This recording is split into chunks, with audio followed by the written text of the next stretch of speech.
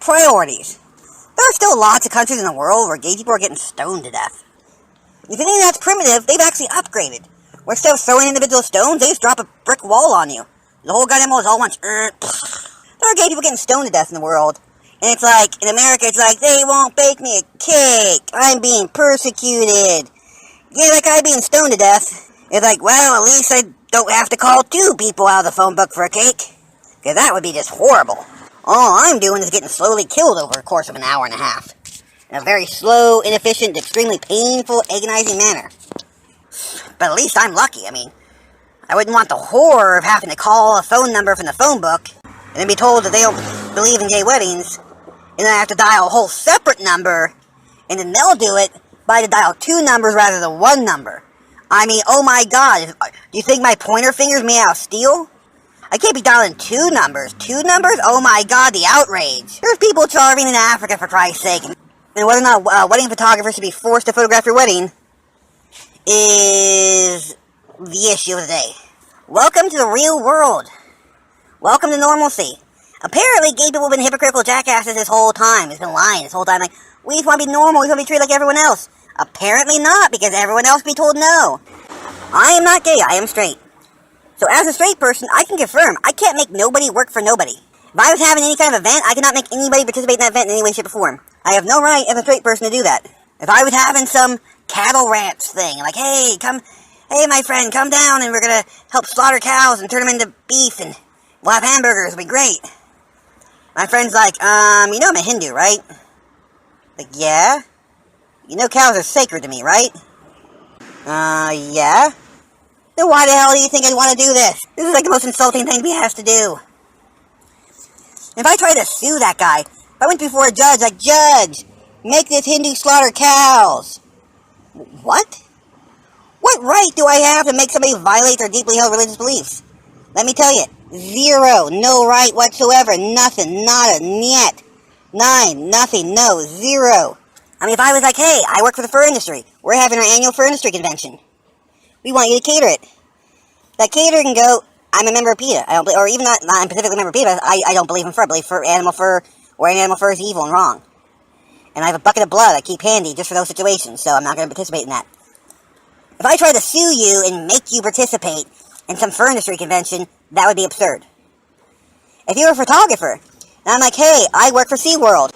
I work for SeaWorld, I want you to come and take pictures of all the whales and the stuff, and, you know, the dolphins, and we'll use them in advertisements. You can be like, well, I'm a member of PETA, I think this is slavery, this is just about slavery, Holocaust, whatever those crazy people believe. If, you know, SeaWorld would have no right to compel that person to do that. You can refuse to work at a petting zoo, because, like, again, I believe that imprisoning animals is wrong. You know, circus uses animals, same thing. Take photographs for our advertising, like, nope, I'm not going to participate in this, because I believe fur is wrong, believe that animal captivity is wrong, so no to SeaWorld, no to the fur industry, no to, you know, companies that test products on animals, no to, you know, petting zoos, no to circuses with animals, etc., etc., etc.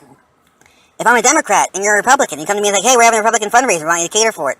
I can say no. If I'm a Republican, and you come to me and say, hey, we're Democrats, we're having a Democratic fundraiser, we want you to cater for it, you can say no. If I come to somebody, if I go to an atheist, and I'm like, hey, we're having our Bible school fundraiser, we want you to participate, that atheist can say no. Everybody else on the planet can say no. And we don't even question it. It's not even controversial. Like, there's not any specific group of people trying to force Hindus to slaughter cows right now. And there's no particular group of people trying to force members of PETA to, you know, work for SeaWorld. That's not happening. So, why are Christians the only ones who don't have this right? This is the wrong part of it. It's an objective fact. We're not discriminating against gay people. It's an objective fact we are discriminating against Christians. Because, again, no one else has the right to make someone else work for them. Okay, so saying that gay people can't make people work for them is simply saying gay people are the same as everyone else. It's not like everyone else can force people, and gay people are the only ones who can't force it. That's how discrimination actually works. People are kind of confused. People think discrimination means you did something I don't like, or you didn't do something I did like. Same thing with, like, sexism. Like, oh, you're sexist. How come? Because you said mean things about women? What if I said mean things about men, too? I mean, to be a sexist means, like, you're, like, being biased against women. You know what I mean? Like, hey, you're treating women differently. But if I insulted 100 men, and, you know, called them dumb and stupid and mocked their appearance, and then I insulted 100 women and called them dumb and stupid and mocked their appearance, how is that sexist? That would be exactly equal. I mean, that'd be 100% equal. Just because it's an insult, and you obviously wouldn't want an insult, doesn't mean it's sexist. Like, I am a woman, and you insulted me, that's sexist. Like, no, not necessarily. I mean, if I never insulted men and only insulted women, that would be different. If I only mocked women, if I only went after women, then that would be sexist. But if I do it for everybody, that's not really sexist. That's not what sexism means. But again, they redefine it. Sexism basically means you don't agree with a woman, or you insult a woman, or you do something a woman doesn't like. Same thing with gay people. It's like, oh, you didn't do something a gay person liked, you discriminate against them. No, that's not what discrimination means. If I go up to you and say, I want an ice cream cone, and you don't give me an ice cream cone, you didn't discriminate against me, even though I really want an ice cream cone.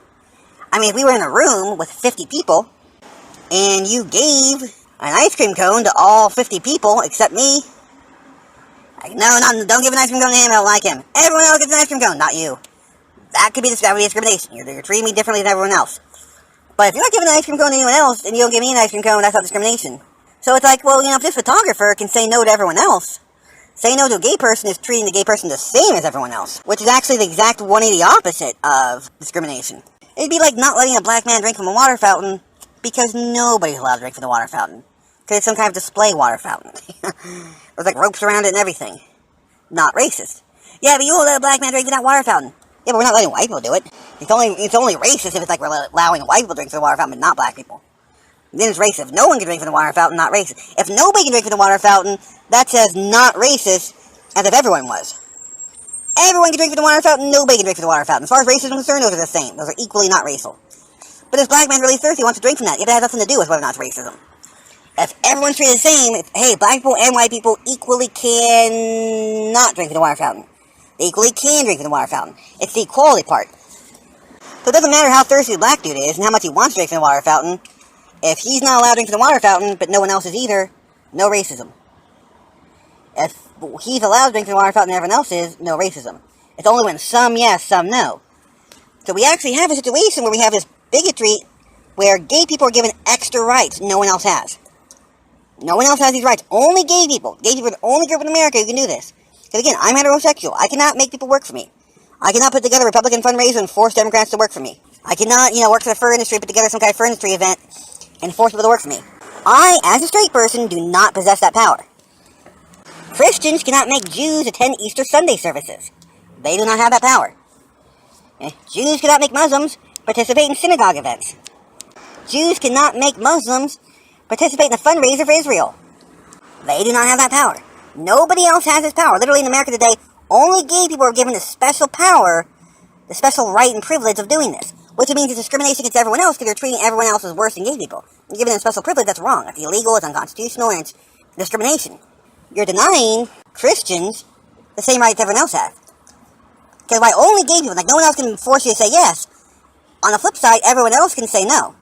So you remember PETA, you can say no. If you're a Democrat, you can say no. You're a Republican, you can say no. Like, you can say no for any number of issues. But if you're a Christian, you don't have that right.